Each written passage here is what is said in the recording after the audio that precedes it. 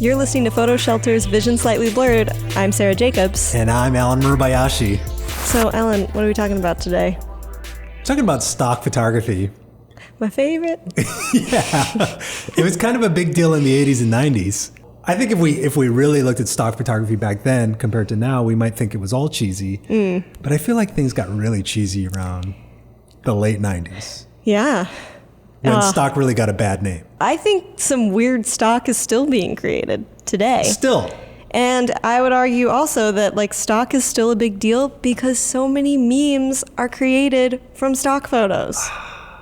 The internet has just utilized it in a way that no publisher ever could. So there's that famous stock photo meme of the guy walking with his girlfriend. Yes, okay, kind of looking back at the other girl.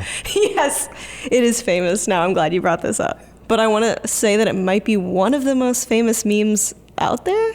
Let's talk about how cheesy that photo is. What company or individual is licensing that properly? That's what I don't understand. There was a Twitter thread recently that was kind of talking about corporate stock of this one company, Peloton, which you might have heard of. It's the exercise bike that instead of going to the bike at your gym, like a SoulCycle, you buy this fancy bike for $2,000 or $3,000. It connects to the internet so that you can watch classes from the comfort of your own home. That sounds great. Peloton commissioned a photographer to create a stock library, a corporate stock library, which is pretty common. This particular user on Twitter was sort of lambasting Peloton because they had these scenes that just couldn't possibly exist in real life.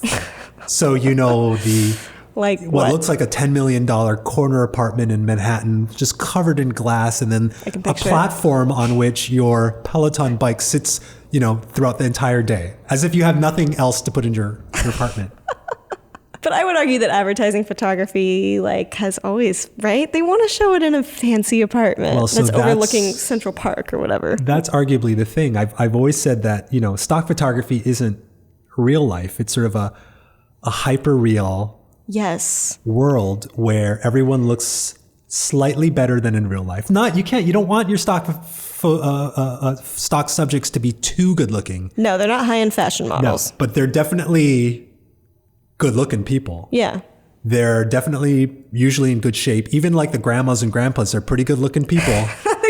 They're very mobile. Yeah. One of my favorite, other than the distracted boyfriend, is woman laughing alone with a salad. Do you know about this? No. Okay. Describe it. Well, basically, I don't know why, but it's every stock photographer has done that shoot where it's a woman eating a salad and laughing and she's all alone. My criticism of this sort of absurd stock photography, there's something self-perpetuating about relying on these stereotypes so that the first guy that shoots the woman eating the salad puts that out there. Genius, whoever did that. Yeah. And then every other stock photographer who's trying to understand the trends in stock photography says, oh, okay, well I need the woman eating a salad. The other one, that you see with small businesses is always the barista, the coffee shop owner.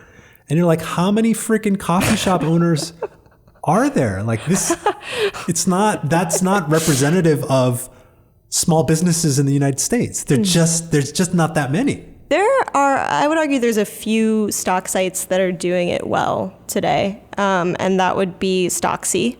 I think has beautiful stock photography. And then also a much newer company that I think is still building out its image bank a lot, but that has a lot of beautiful images and that focuses on diversity is Tonal. The thought I had in regards to the whole memification of these stock photos, though, is do you feel kind of bad for the photographer who took that image of the boyfriend? Oh, that's a good question. Where the photo is essentially... That's a really good question. I don't know if it was stolen, but there are more usages of it than that photographer was paid for. 100%. That reminds me of the most popular image on Instagram, which is of the egg. Right. And the egg was just a stock photo of an egg shot on white seamless, and the photographer had no idea that it had blown up. Wait, is that is that right? Yeah. Oh, I didn't know that. They tracked him down and they asked him about it, and he was sort of amused, but it's it's just a picture of an egg. Right. We have both used stock photography in the past. Yeah. It certainly fills a niche. Like you can't shoot everything yourself. Stock photos are used all the time. All the time. All the time. And yet we keep hoping for something better. I know. You do a disservice to your written content by using bad stock. But there's so many like content forums out there that just, they don't care. They don't care. The stock industry is improving, I would say. Like we're not at the renaissance of it yet. Will we ever be at the renaissance of the stock world? Keep striving, people. Stop taking photos of the women eating salad. But otherwise, Stop, otherwise please. we're making some good, steady progress. Good, steady progress. Yeah.